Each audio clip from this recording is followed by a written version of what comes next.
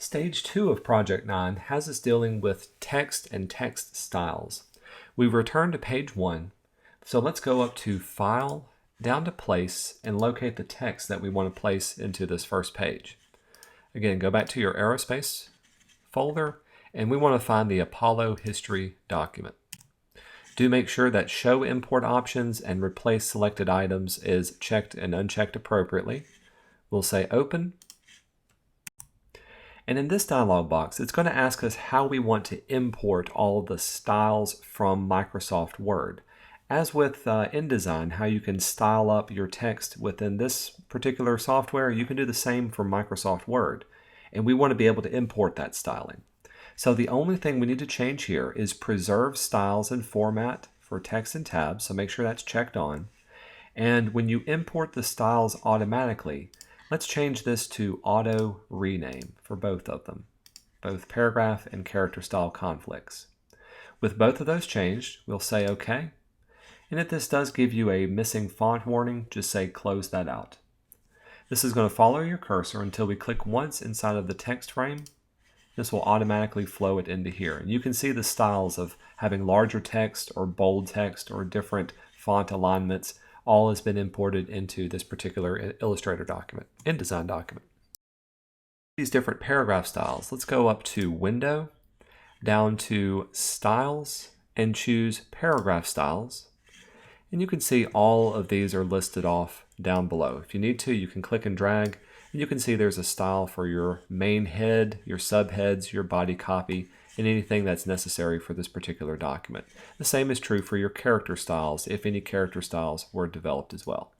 We're going to stay on the paragraph styles for now and style up our document that we've imported.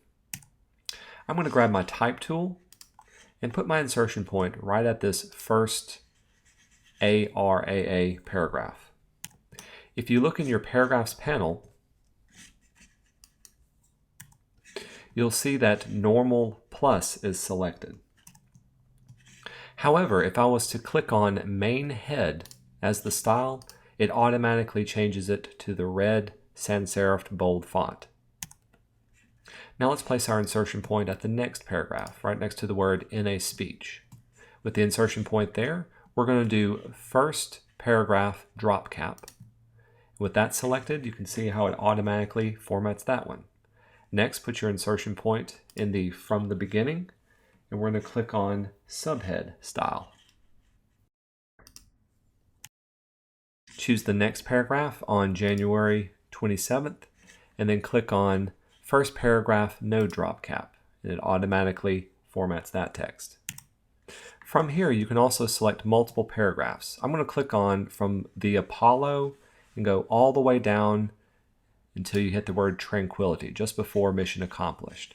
With all of these paragraphs selected, let's choose body copy, and all of those become automatically reformatted as well. You can see how very quickly and easily the paragraph styles come in handy for formatting your text. Let's continue on and do the same for the other subheads and body copy.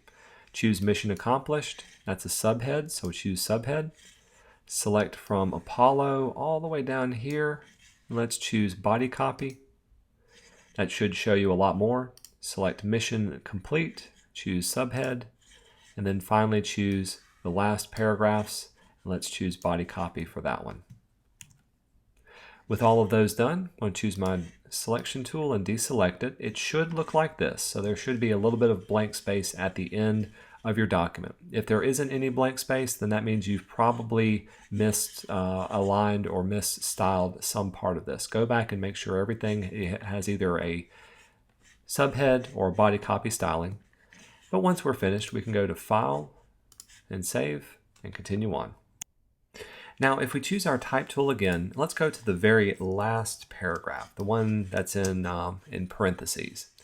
If we were to place our cursor within this paragraph, notice that it has body copy and the plus sign at the end of it. That plus means that even though it has body copy applied to it, there is some change that was done to it. It could be italicized or slightly larger or smaller, but there's been a small modification that's added on to that paragraph style. You can see any of these by clicking on the little plus sign at the top here, and you'll see that it highlights that particular area. So to change it over to the way body copy should be, click on the little P Pilcrow icon at the bottom of the paragraph style. That'll clear away any other overrides. Same way if you get any other ones selected. This one should be body copy, so we'll do the P override. Let's actually select the whole thing. There we go. And that will place it the way it should be for this particular document. The next issue we have is we want the first paragraph to be our main title, and we want that to span across all three of our columns. So place your type cursor in the first paragraph. Let's open our Paragraphs panel. Go to Window, down to Type and Tables, choose Paragraph. Notice that the Paragraph panel is different from Paragraph Style, but if you choose the options at the top right-hand corner, choose Span Columns. And if you've got Preview checked on, you can see what we're going to do. Change Paragraph Layout from Single to Span Column, and set the span to be all of the columns. When we say OK, that should place it going all the way across all of your columns within your text box. Now is a good time to save, so let's go to File and Save and continue on. Now this next part I think is kind of cool. We want to control the automatic text frame size. We want it to change the size of your text frame depending on the content that's inside of it. So I'm going to grab my text tool and I'm going to zoom off to the right hand side and click and drag to create a new text box. Once you've got it created, you can choose your selection tool, then go up to the X, Y, height, and width and type in this. We'll set an X location of 5, a Y of 7, a width of 3.625, and a height of 2 inches.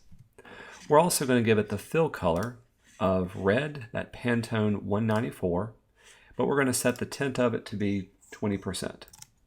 Hit return. So this is the placement and position of where it should be. With it selected, let's go to File and Place. Let's choose the Apollo Science document. There it is there. This time, uncheck the Show Import Options and have nothing checked. We'll say Open. It may give you a font warning, totally fine. We'll say Close. And we're going to place it inside of this particular font area. With that done, now let's choose our Type tool and click once inside of our text frame area to make sure our text box is selected. With that done, hit Command B, and this is the keyboard shortcut to open up your text frame options. We want to select Auto Size and then set the auto sizing to be height only, meaning that it will adjust the height of it, but the origin point should be the bottom center. This means whatever text is inside of it, it'll automatically make the text box larger from the bottom up. When we can say OK to that. And now we can choose the font styles that are appropriate for this. I'm going to choose this first line. Let's go to our paragraph styles. And for the first one, this is going to be our sidebar head, which should look like that. Then I'm going to click and drag over the remainder, and this will be our sidebar copy.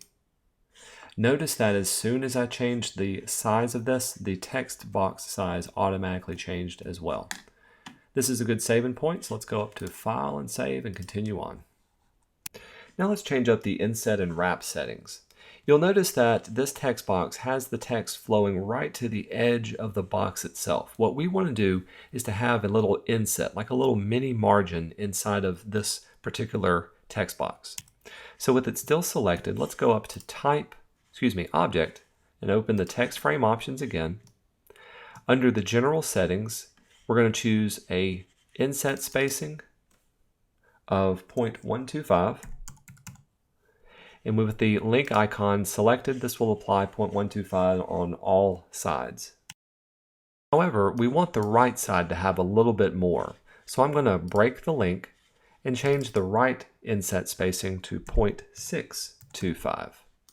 This should give it more spacing on the right and place everything over to the side. We'll say OK to that. In addition to adding some space inside of our text box, we also want to have some space pushing the text around the outside of it. Right now, this text box is just sitting on top of the text, and we want our text to flow around it, or actually wrap around it. So with this text box still selected, little sidebar, let's open up our text wrap panel. We'll go to Window, choose Text Wrap, And inside of this text wrap, with our box selected, you may actually have to select your selection tool to click on it. Choose the second option to wrap around the bounding box. With that selected, you can see the text now starts to wrap, and we can add some outset to this one. In our case, we want the top, bottom, left, and right fields to all be the same, so I'm going to set that to be 0.1875.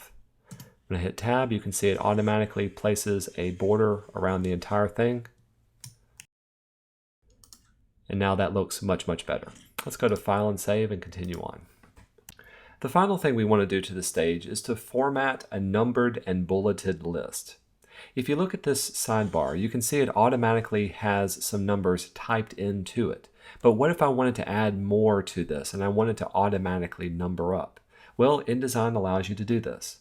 So with this box selected, I'm going to choose my type tool, and I'm going to click and drag over all of the body copy on the sidebar. Next, I'm going to open up my paragraph panel again, then go to my options and choose bullets and numbering. We want to have this be an automatically numbered list. So under list type, choose numbers. And if you turn on preview, it'll give you an idea of what it looks like. Right now, it's automatically adding a number every time there's a paragraph return, and it's also spacing it over. We can also clean up the spacing, so instead of having a large space and then having the paragraph return underneath it, let's see if we can line everything up. We're going to do what's called a hanging indent. At the bottom of your bullet and numbering panel, set your left indent to be 0.125. That'll push everything over. And set your first line indent to be negative 0.125. This will bring everything back into place, and now you can see there's a nice gap and everything is lined up along that edge. We'll say OK to this.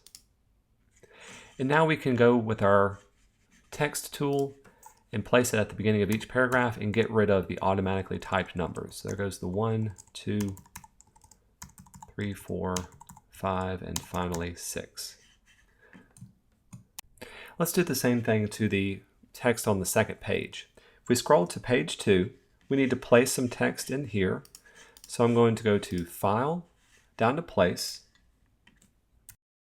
click on the Blackbird Airport document. We'll say Open. Remember, if it gives you a font warning, that's okay. We'll hit Close, and we'll click once inside of this area. The first thing that we do need to do is to choose our Type tool. Let's select this first paragraph, and let's make the paragraph style for that one be a back head. There it is. And then we'll select everything else that's in this paragraph, and this will be back copy. And that's the way it should look for that one. Now if we scroll down to the bottom of this, there we go, particular area, select all of the text between U2D spy plane down to J58 engine. We want to make this a bulleted list. So going back to our paragraph panel, click on the paragraph options and open up bullets and numbering again. This time the list type is going to be bullets. By default, it gives you the little round circular bullet, but we want to do something special. In this case, choose the small star icon. You can see it'll change that to the small star. Let's choose the left alignment of being 0.25. Oops. And then the first line indent of negative 0.125. We'll say OK to that, and that'll give us our bulleted list from this one. If we zoom out, we can review all that we have here.